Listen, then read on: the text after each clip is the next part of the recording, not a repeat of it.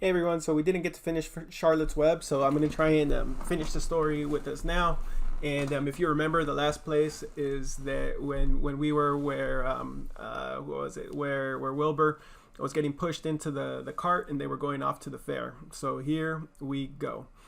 When they pulled into the fairgrounds, they could hear music and see the Ferris wheel turning in the sky. They could smell the dust of the racetrack where the sprinkling cart had moistened it, and they could smell hamburgers frying and see balloons aloft. They could hear sheep blatting in their pens. An enormous voice over the loudspeaker said, "Attention, please. Will the owner of a Pontiac car, license number H2439, please move your car away from the fireworks shed?" "Can I have some money?" asked Fern. "Can I too?" asked Avery. "I'm going to win a doll by spinning a wheel and then it will stop at the right number," said Fern. "I'm going to steer a jet plane and make it bump into another one." "Can I have a balloon?" asked Fern.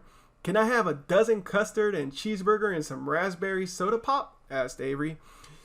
"You children be quiet till we get the pig unloaded," said Mrs. Arable.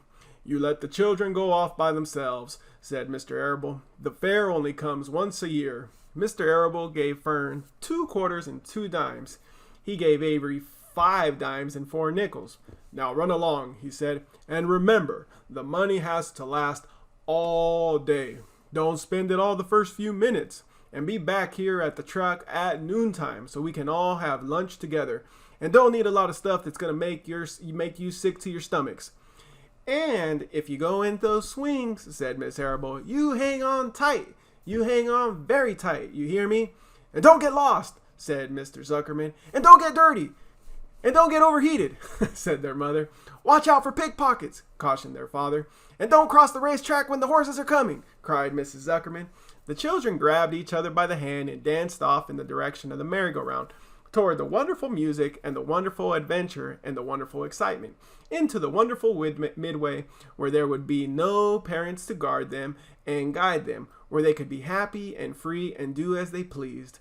Mrs. Arable stood quietly and watched them go. Then she sighed, and she blew her nose. "Do you really think it's all right?" she asked. "Well, they've got to grow up sometime," said Mr. Arable. "And a fair is a good place to start, I guess." While Wilbur was being unloaded and taken out of his crate and into his new pig pen, crowds gathered to watch. They stared at the sign, "Zuckerman's Famous Pig." Wilbur stared back and tried to look extra good. He was pleased with his new home. The pen was grassy and it was shaded from the sun by a shed roof. Charlotte, watching her chance, scrambled out of the crate and climbed the post to the underside of the roof. Nobody noticed her. Templeton, not wishing to come out in broad daylight, stayed quietly under the straw at the bottom of the crate. Mr. Zuckerman poured some skim milk into Wilbur's trough, pitched clean straw into his pen, and then he and Mrs. Zuckerman and the Arables walked away toward the cattle barn to look at purebred cows and to see the sights. Mr. Zuckerman particularly wanted to look at tractors.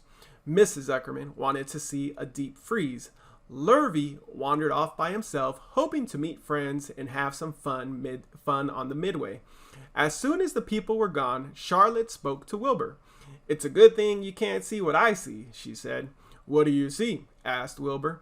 "There's a pig in the next pen, and he's enormous. I'm afraid he's much bigger than you." "Maybe he's older than I am and has had more time to grow," suggested Wilbur. Tears began to come to his eyes. "I'll drop down and I'll have a closer look," Charlotte said. Then she crawled along a beam till she was directly over the pen. She let herself down on a dragline until she hung in the air just in front of the pig's snout. The pig stared at her. "No name," he said in a big, hearty voice. "Just call me Uncle." "Very well, Uncle," replied Charlotte. "What is the date of your birth? Are you a spring pig?" "Sure, I'm a spring pig," replied Uncle. "What did you think I was, a spring chicken?" "That's a good one, eh, sister?" So I'm going to pause right here because my time's about to run out on it. And then if you want to watch the video, or if you want to watch the next piece, you can click on the next video after this one.